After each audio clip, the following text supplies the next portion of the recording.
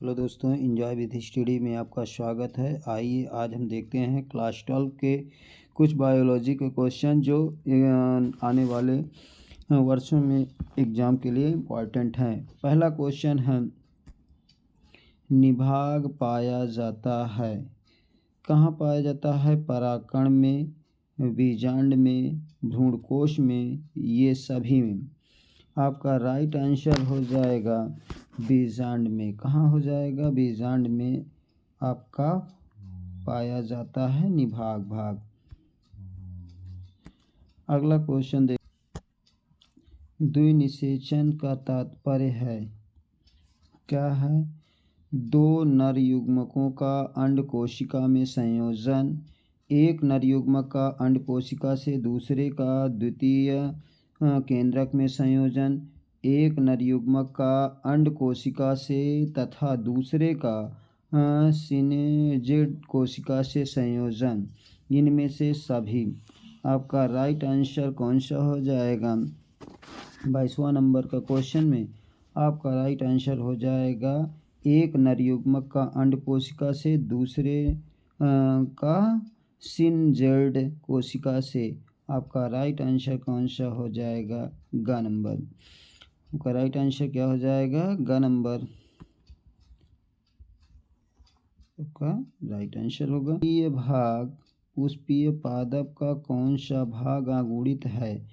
जड़ है, जड़ है कि नर युग्मक है, या पत्ती है, या युग्मनज है? आपका राइट आंसर होगा नर युग्मक। क्या हो जाएगा? नर युग्मक। नर युग्मक कौन सा ऑप्शन? ऑप्शन नंबर ग आपका सही हो जाएगा। के पौधे में परागण किस माध्यम से होता है? जल द्वारा, वायु द्वारा, कीटों द्वारा, मनुष्य द्वारा? आपका राइट आंसर क्या हो जाएगा? बताइए कौन सा आंसर सही होगा? वेलिसिनेरिया के पौधे में जल द्वारा क्या होता है? आपका परागण की क्रिया होती है। ऑप्शन नंबर क्या हो जाएगा? का ऑप्शन आपका सही हो जाएगा। कौन सा? का ऑप्शन आपका सही हो जाएगा। अगला क्वेश्चन हम देखेंगे, घास परिवार, घास परिवार में बीजपत्र को क्या कहते हैं? प्रशल्क कहते हैं, प्रांकुर चोल कहते हैं, परिभ्रूण कोश कहते हैं, प्रसुप्ति कहते हैं। क्या कहते हैं? घास परिवार में बीजपत्र को कहा जाता है प्रशल्क। क्या कहते हैं? प्रशल्क। आपका ऑप्शन नंबर क्या हो जाएगा? का सही हो जाएगा। का नंबर ऑप्शन आपका सही हो जाएगा। अगला क्वेश्चन, लिखित में से कौन सी वायु परागण की विशेषता नहीं है? हल्के परागकण, बेहतर अनावृत, बृहद एवं पिछवर्तिकाग्र, असंख्य बीजांड? कौन सा नहीं है? आपका राइट आंसर हो जाएगा 25वें नंबर का असंख्य बीजांड। कितना हो जाएगा? असंख्य बीजांड। घ नंबर ऑप्शन आपका सही हो जाएगा। कौन सा सही हो जाएगा? घ नंबर ऑप्शन आपका सही हो जाएगा। अगला क्वेश्चन हम देखते हैं आपका, इनमें से कौन सा परागकण में पाए जाते हैं? परागकण में क्या पाया जाता है? आपका दो नर युग्मक पाए जाते हैं।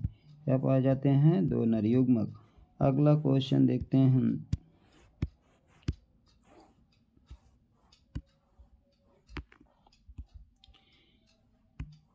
एक परागकोश में परागधानियों की संख्या होती है? 4 होती है, 1 होती है, 2 होती है, 8 होती है?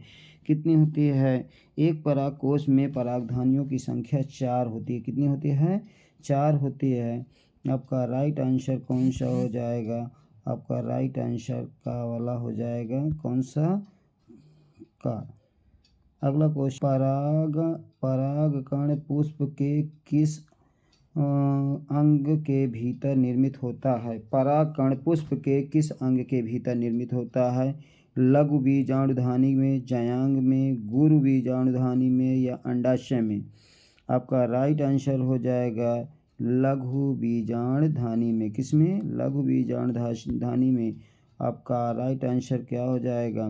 राइट आंसर हो जाएगा का वाला आपका का, लघु बीजाणुधानी। अगला क्वेश्चन देखेंगे 19 नंबर में, निम्न में से किसकी मौजूदगी के कारण परागकण जीवाश्म के रूप में अच्छी तरह संरक्षित होते हैं। देखिए, पेक्टिन के रूप में होगा, कि स्पाइरोपालेनिन के रूप में होगा, सेलुलोज के रूप में, या लिग्निन के रूप में।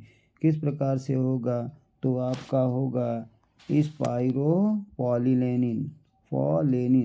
कौन सा आपका राइट आंसर हो जाएगा, खा। कौन सा हो जाएगा, राइट आंसर हो जाएगा आपका खा, स्पाइरोपालेनिन। अगला क्वेश्चन हम देखेंगे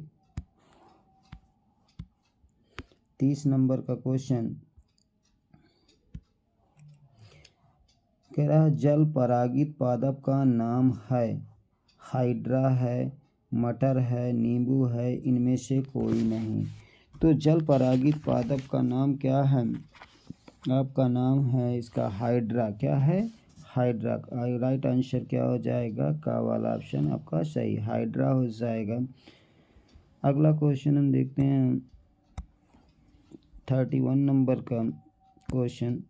31 नंबर के क्वेश्चन में क्या है, पुष्प में कौन सा अंग स्त्री या मादा जननांग के प्रतिनिधित्व करता है।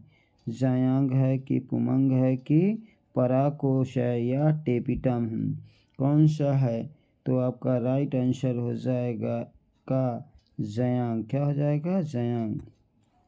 कौन सा हो जाएगा, जायांग आपका पुष्प के स्त्री जननांग को प्रतिनिधित्व करता है।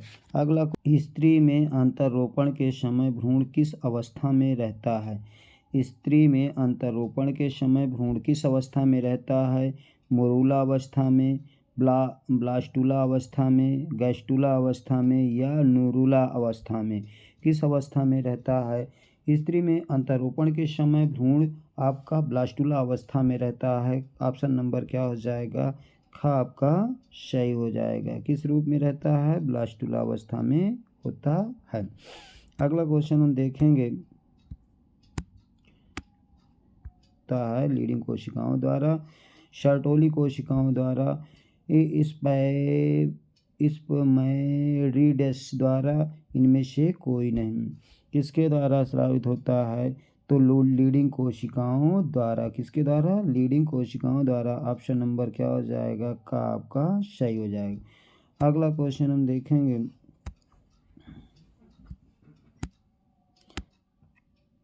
कह रहा है, स्त्रियों में आर्तव चक्र मेंस्ट्रुअल साइकिल सामान्यतः होता है 10 से 11 दिन में, 28 से 29 दिन में, 25 से 26 दिन में, या 17 दिन में। आपका राइट आंसर इनमें खा वाला ऑप्शन क्या हो जाएगा, सही हो जाएगा। खा ऑप्शन आपका सही। अगला क्वेश्चन हम देखेंगे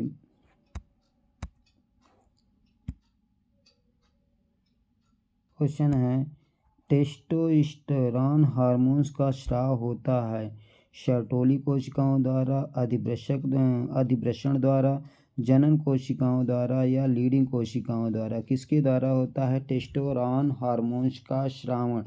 तो टेस्टोस्टेरोन हार्मोन्स का स्रावण भी किसके द्वारा होता है, लीडिंग कोशिकाओं के द्वारा। किसके द्वारा, लीडिंग कोशिकाओं के द्वारा। ऑप्शन नंबर क्या हो जाएगा, घ आपका सही हो जाएगा। तो लीडिंग कोशिकाओं द्वारा टेस्टोस्टेरोन का भी स्रावण होता है और एंड्रोजन का भी स्रावण होता है। अगला क्वेश्चन हम देखेंगे